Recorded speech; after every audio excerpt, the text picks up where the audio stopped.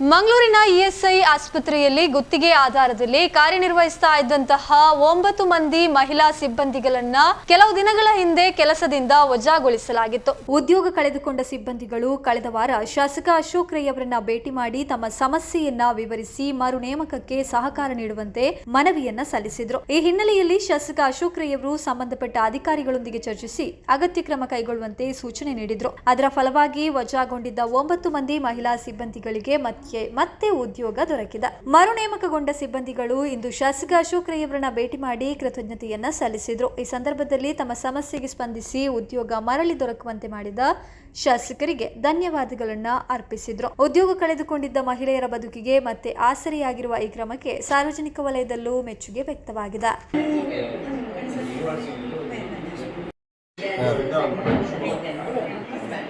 ನಾವು ESI ಕಾಂಟ್ರಾಕ್ಟಲ್ಲಿ ನಮ್ಮದು contract end ಅಂತೇಳಿ ನಮ್ಮನ್ನು ಕೆಲಸದಿಂದ ತೆಗೆದಿದ್ರು.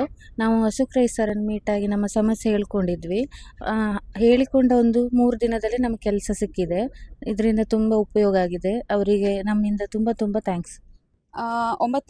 ಟೋಟಲಿ 11 ಜನದ ಕೆಲಸದಿಂದ ರಿಮೂವ್ ಮಾಡಿದ್ರು. ಅದರಲ್ಲಿ 9 ಜನರಿಗೆ ಕೆಲಸ ಆಗಿತ್ತು. ಪೆಂಡಿಂಗ್ ನಾವು 2 ಮೆಂಬರ್ಸ್ ಉಳಿದಿದ್ವಿ.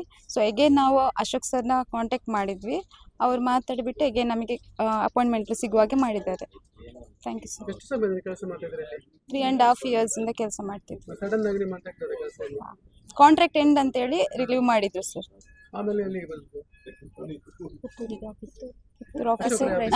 ಸರ್ ಆಫೀಸಿಗೆ ಬಂದಿದ್ವಿ. ಮಾಡಿಕೊಡ್ತೇನೆ ಅಂತ ಹೇಳಿದ್ರು. ಮಾಡಿಕೊಟ್ಟಿದ್ದಾರೆ.